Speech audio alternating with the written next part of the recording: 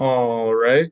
Good morning, everyone. It is 9:01 a.m. Eastern Time. Thank you all for joining us today. My name is Mustafa Ahmad. I'm a policy analyst with the Climate Change Program at the Maryland Department of the Environment. I'll be moderating this morning's session. Thank you again for joining the fourth session of the Alternative Fuels and Technologies Working Group.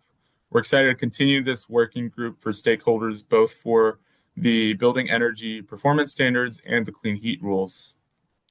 As usual, this session will be recorded and uploaded to the Maryland Department of the Environment's BEPS YouTube playlist and Clean Heat Rules YouTube playlist. We'll share a link to the slides in the description of the video after it's posted to our YouTube playlist. Now, the procedure for this webinar, for those of you who've joined us before, will be a little bit different than our normal sessions because we're using Zoom instead of Google Meet. So therefore, if you have any questions, you can submit them in the chat feature that's available in the bottom banner of the screen. Before we get started, I'd like to introduce Dr. Zachary Brazil, aka Dr. Decarb, the section head of the building decarbonization team within the climate change program. Zach? Good morning, everyone. All right. And without further ado, let's get started. So go ahead, next slide, please.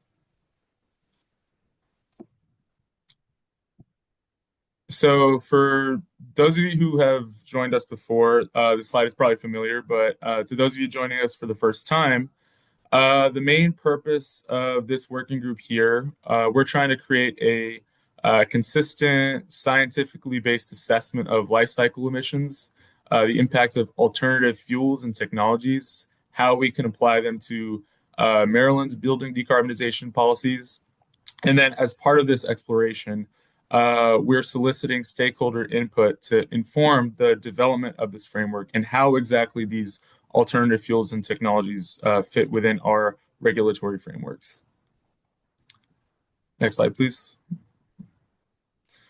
If you require more in-depth detail about BEPS or the clean heat rules than what we highlight today, we'll point you to some previous webinars and technical documentation that is currently available for viewing on the BEPS and Clean Heat websites and their respective YouTube playlists.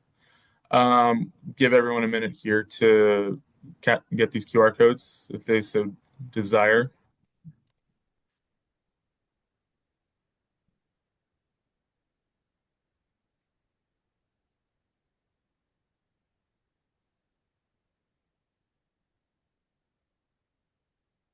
All right. So on that note, today we'll hear from Dr. Quanung Fan at the University of Maryland about some further applications of GREET. So Dr. Fung is an associate professor in the Department of Geographical Sciences at the University of Maryland at College Park. He is currently leading a research group focused on the human dimension of global change, specializing in climate change mitigation, low carbon transitions, sustainable resource management, and environmental justice. He has co-authored over 200 journal articles, including more than 40 in the top-ranking journals such as Nature journals, Science Advances, PNAS, and Cell Press journals. Government agencies, development banks, and the private sector have all supported his research. He serves as the president of the International Input-Output Association and vice secretary of the International Society for Industrial Ecology, and contributed to the IPCC Sixth Assessment Report. He also serves as editor-in-chief of Sustainable Production and Consumption, editor in Ecological Economics, and in editorial roles in many other journals. Recognized as a highly cited researcher and a world top 2% scientist by Stanford University, he has received many international fellowships from top 100 global universities, including the University of Hong Kong and the University of Adelaide. Before we hand it over to Dr. Fung, Zach is going to set the scene for some of what we are going to cover here. So Zach, if you want to take it away. Great. And good morning again to everybody that's joining us today, bright and early on a Monday morning. We want to thank you all, those of you that have been participating in this work group up until now, those of you that are new here, we're glad to have you all here in this room, and we're really excited to have Dr. Fung here today to share more about the work. We've gotten a lot of really good feedback from everybody in this group. And we've heard, thinking forward, we've heard that folks want more space for some discussion. So our next session, which we'll give some information about, it'll be next month. We're reserving that solely for an open discussion format. And so that's coming soon. Today, we're really going to focus in on we've had a bunch of requests for more information on GREET and the pathways of different fuels in GREET. And so that's really our focus today. And Dr. Fung is here to help us do a deep dive. Um, for those of you that are maybe just joining us for the first time, GREET is a life cycle emissions analysis tool developed by the U.S. Department of Energy, and it is commonly used in the US for evaluating life cycle emissions impacts of using alternative fuels in multiple different sectors. And in this case, we're looking at it for fuel use in the building sector. We've heard broad consensus from from folks attending this working group that this is the standard tool to use, and it's an open access model. It basically runs out of a spreadsheet that the U.S. Department of Energy publishes. And so we are kind of moving ahead with using that tool as we push forward in this with this alternative fuels life cycle emissions analysis. And University of Maryland, Dr. Fung and his research team are really leading the path for us with this study on what we're calling baseline fuels and a fuel exemplary alternative fuel pathways. And so basically what a lot of the feedback we've gotten is there's a desire to have room for innovation in the space, right? If you can demonstrate that you're doing some new fuel, something different, the ability to register that fuel and get credit for it. And so the use of GREET allows folks to do it, but we're also published kind of the baseline here of existing kind of fossil fuel, what are the life cycle emissions, as well as a handful of kind of exemplary pathways of alternative fuels. And so we won't have this exhaustive list of all the fuels, but we will instead have guidance on how to do an analysis for additional fuels. And the whole goal here is that the private sector can really develop and have the market unfold at their specific fuels. And so today, Dr. Fung is going to go through two exemplary pathways that we're working on, one for natural gas and another for biodiesel from soybeans. And so these are just two examples that we want to show you. We've got a little bit more that we're going to do as part of these examples, but he'll look at the default assumptions in GREET and highlighting some of the key levers that are part of the GREET model.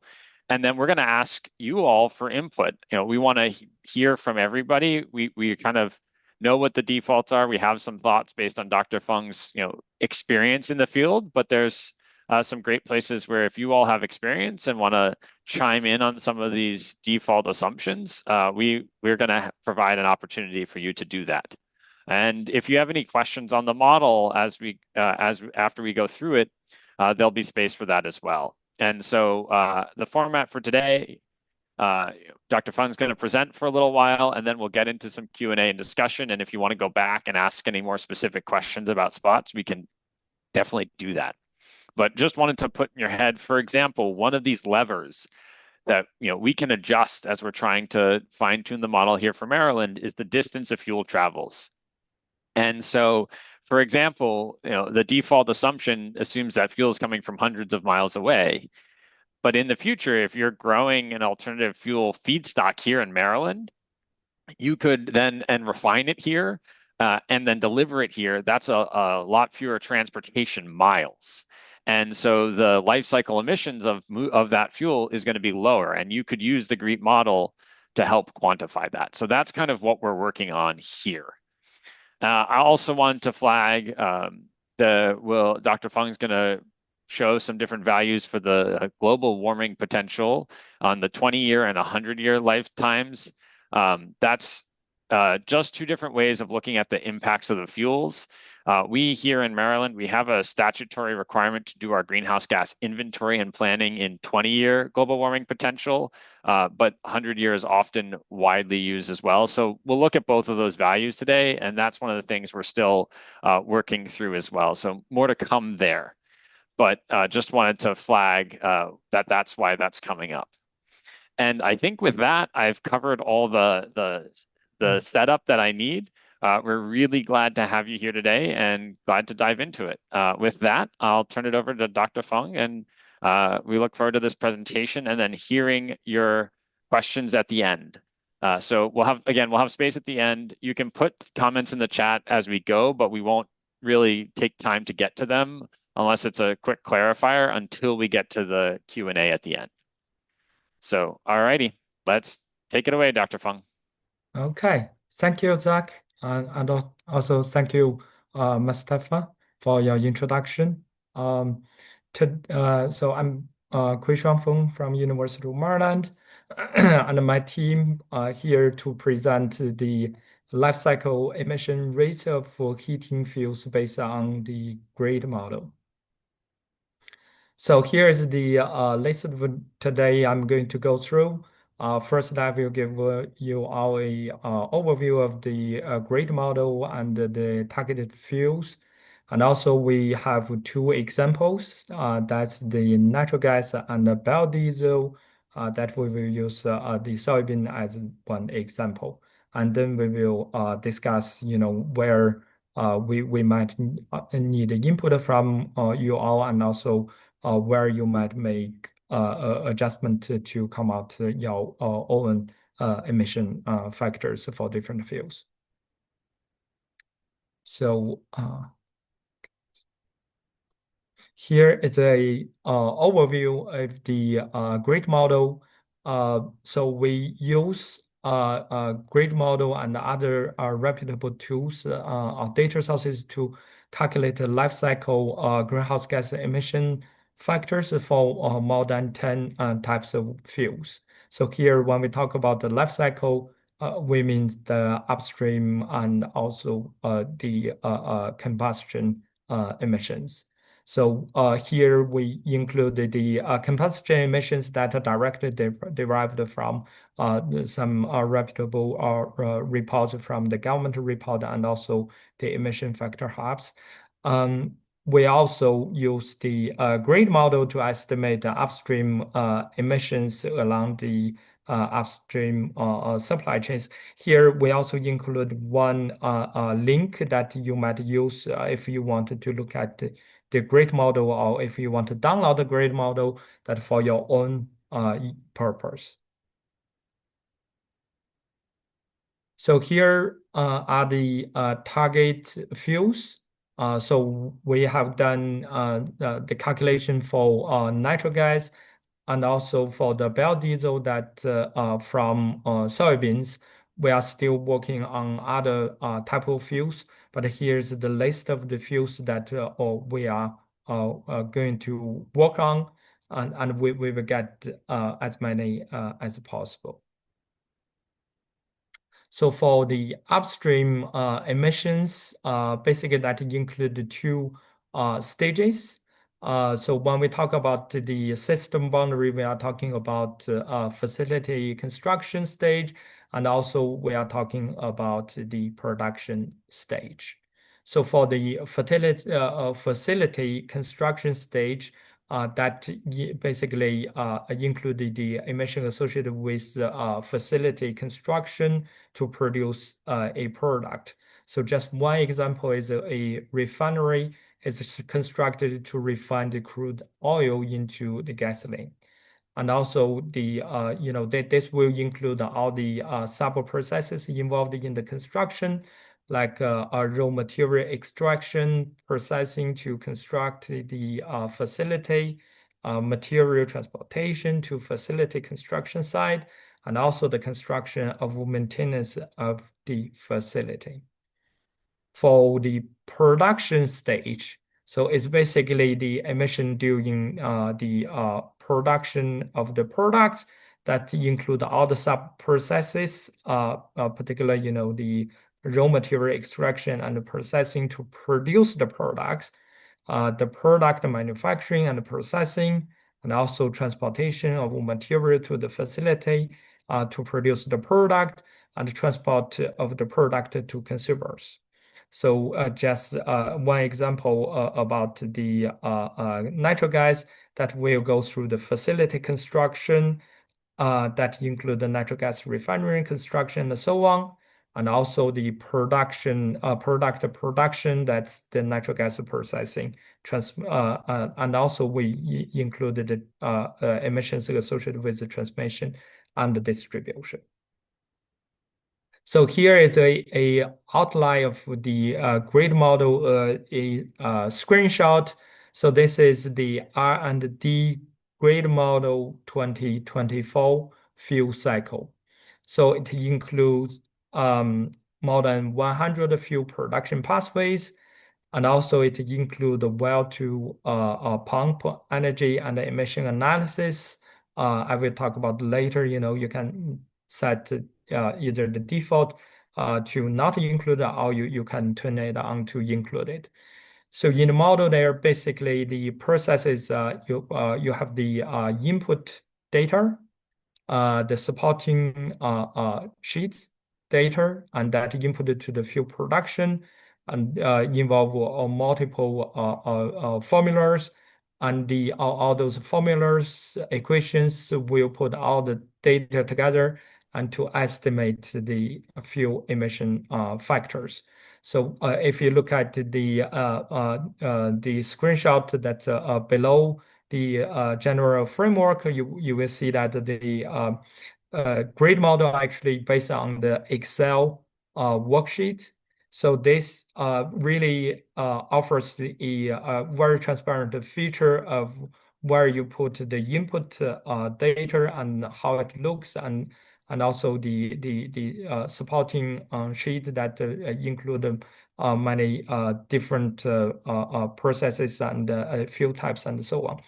And also for the fuel production that include many different type of fuel like petroleum, natural gas, electricity, and so on, and also some biofuels.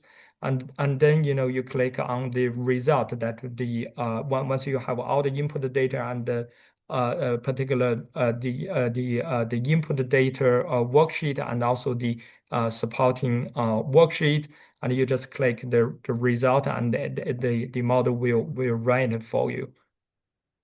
So after that, you can basically pick up the different projection target years. So just like what you have seen here on the screen, particularly in terms of the targeted year for simulation, you can basically simulate the current year, or you can simulate the future years.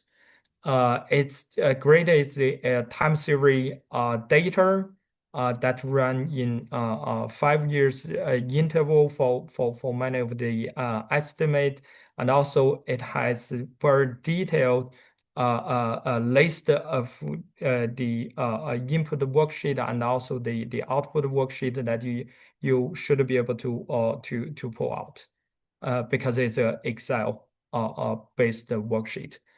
So here is just one example that about the grid model, the time series data, and particular for the future projection in terms of different emission factors. So just give you one example of about estimating natural gas upstream emissions. So it involves three steps. The first step to identify the targeted cell for tracing the pathways. And the second step is tracing the pathways and deconstructing the formulas. And the last step is the projecting and outputting upstream emissions. So here, if you look at the screenshot from the grid model, that is basically the first step to identify the target cell, fuel cell tracing pathways. So for building heating, the relevant fuel is the pipeline natural gas that is corresponding to the natural gas as stationary fuels pathway in the grid model. That is the grid model. They have the NG module. So here you will see that on the spread worksheet, and you just click on NG, that is the natural gas as a stationary fuel. That's the column that you could look at and to look at all the input data associated with. So second step is to trace the pathway and deconstruction the formulas. So for the upstream emission, that actually includes three stages: the natural gas recovery, natural gas processing, and the natural gas transmission and distribution. Under the three step, after we identify the three stages, that we zoom into each of the stage for the natural gas recovery, that include the conventional natural gas and shale gas, and also for the processing, that also split by the conventional natural gas and the shale gas, and then the natural gas transmission and the distribution. So next step, to trace the pathway of about three stages.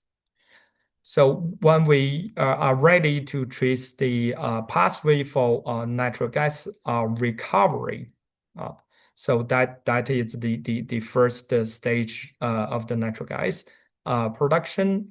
Here, that include the conventional natural gas and the shale gas. And here, the default setup, the fraction of the conventional natural gas and the shale gas, that is 25% versus 75% respectively. And once we further zoom in, we will see that it also included the pathways that energy use, for residual oil, diesel fuel, and gasoline, and so on. And for there's also the feedstock loss, and also the well infrastructure natural gas flared. And here, of course, we can always set up the change the default for the number three, that well infrastructure. The default is no, means not include any emissions associated with the well infrastructure. But we can change the default from no to yes to include the emissions from well infrastructure. The second stage, that is natural gas processing. So that also separated by conventional natural gas and shale gas. Here again, the default is 25% and the 75%. And here we can also adjust the feed stock loss. For the last stage, that is natural gas transmission and distribution. So the module can be adjusted for the transportation distance of the natural gas from gas field to stationary use. The default version is 680 miles. So we can always change this distance according to your own company's record. If it reduce the distance, of course, that will reduce the emission factor, the number per unit of the production. Here are some results based on 100 years GWP and also converted to 20 years 20-year global warming potential to be aligned with the Maryland state regulation. So here, if you look at the all the numbers, so that's basically projected the future like 2035, 2040, and so on. That is in gram carbon dioxide equivalent per megajoule. And then converted to 20 years, I believe we will have the standard ratio or the factor for that, and basically based on different input data that the model will help you to generate the different output results. Under the unit conversion, particularly between 100 years GWP and 20 years GWP, that's shown on the table below. You may certainly further adjust the input for projecting and outputting the upstream emissions. So here, by default, that is the first row of the result. And we can adjust the distance from 680 to 400. And you will see how the emission per unit of the production that actually decrease.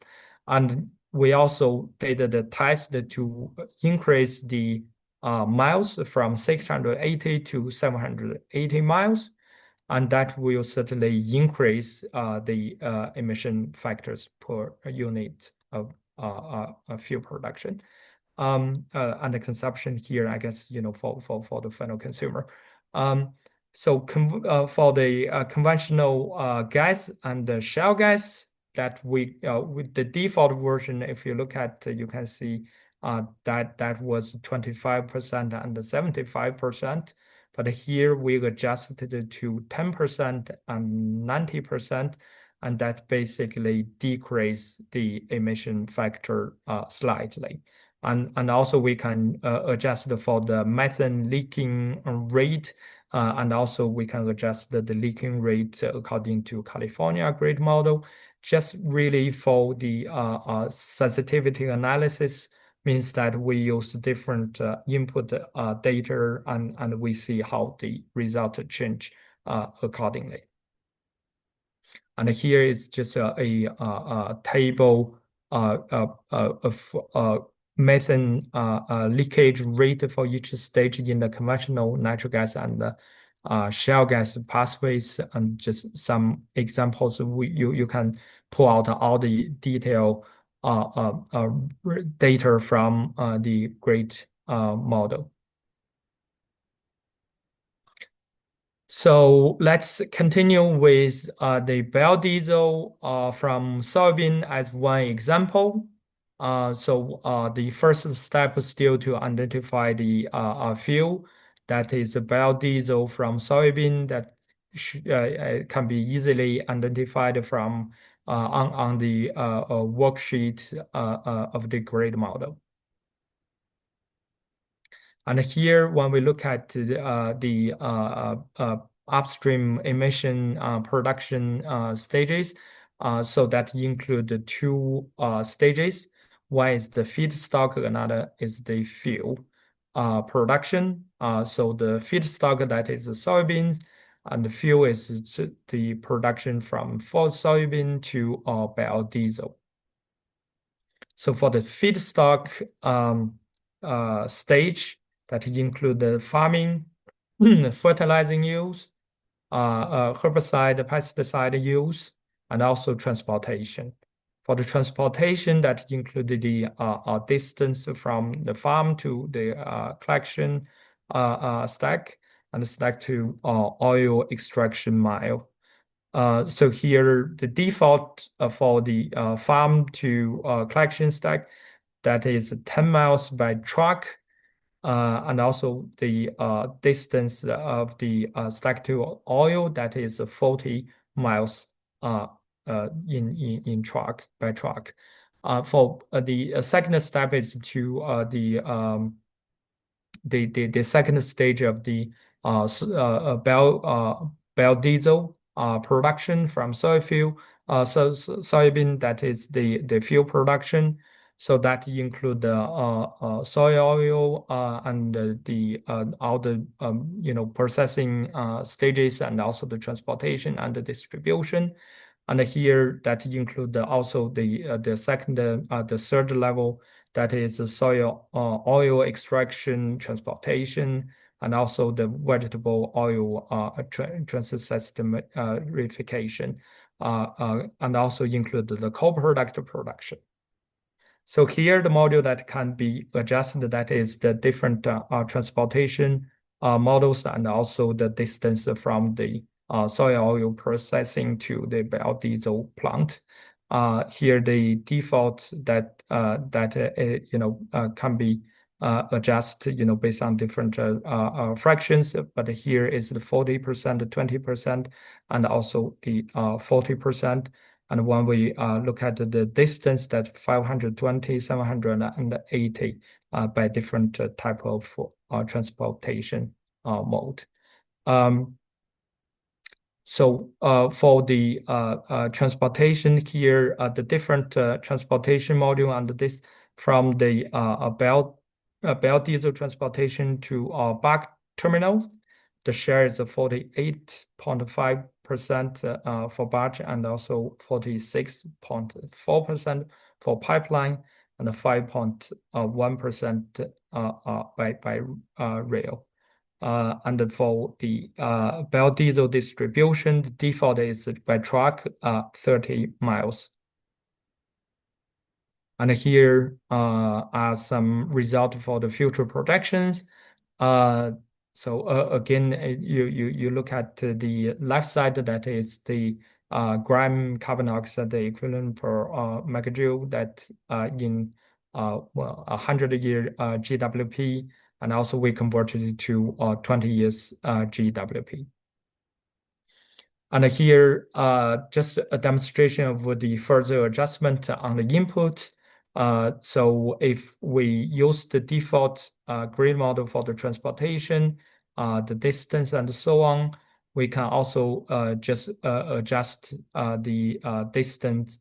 So based on some, I have to say, assumptions or some fake numbers. So for example, change from for batch that change from 48.5% to 60% and reduce some other numbers that will like for the rail and also for pipeline, and that will generate very different, not very different, but slightly different numbers just because of what the different travel distance. The next step, we will cover most of the fuels that are on the list, and particular the fuel oil, propane, electricity, and coal, and so on.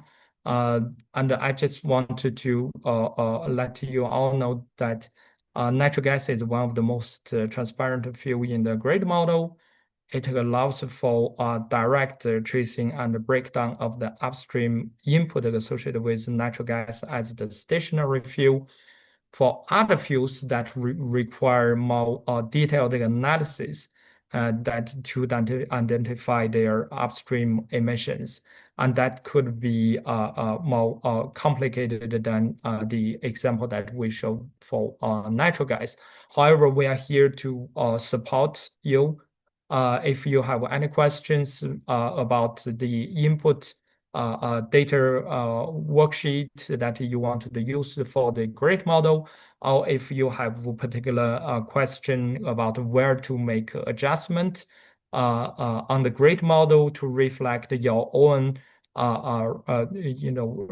based on the real data that you have, we are very happy to support, and we are here to help. That's from me today. Thank you very much. Here's the list of my team members. If you have any questions, please let me know. Yeah. Zach, I guess I handle this over to you. Yeah. Thank you very much, Dr. Oh, go ahead, Mustafa. Yeah, sorry. I was just going to say thank you, Dr. Fung, for that insightful presentation. Before we proceed to the Q&A portion, just wanted to cover a few housekeeping items because we will be turning off the recording for the Q&A portion. So, Dr. Fung, if you could go to the next slide, please. So, our next feedback session is scheduled for Monday, August 25th from 1 to 2 p.m. Eastern Time. Hopefully, this afternoon time slot is a little bit more convenient alternative to our usual morning meetings. We'll distribute a feedback form, and we encourage you to complete it before the session. You can access via the QR code over here provided. We'll give everyone a few minutes to access this form. And like Zach alluded to earlier, this session will provide an opportunity for more open discussion, allowing us to address even more topics of interest to attendees. Again, if you are unable to attend this session, a recording will be available on our YouTube playlist. Let's just give everyone a couple minutes to capture that form. And if you don't get it right now, we will be sending out a follow-up email after this meeting as well. Thanks for that, Zach, for including it in the chat. And then could you go to the next slide, please? And the contact information for our teams can also be found on the screen here. We'll give everyone a minute to scan the QR codes if they wish. Again, if you don't get this during our presentation, we will be sending out the slides and other related content in a follow-up email, so please don't worry about that.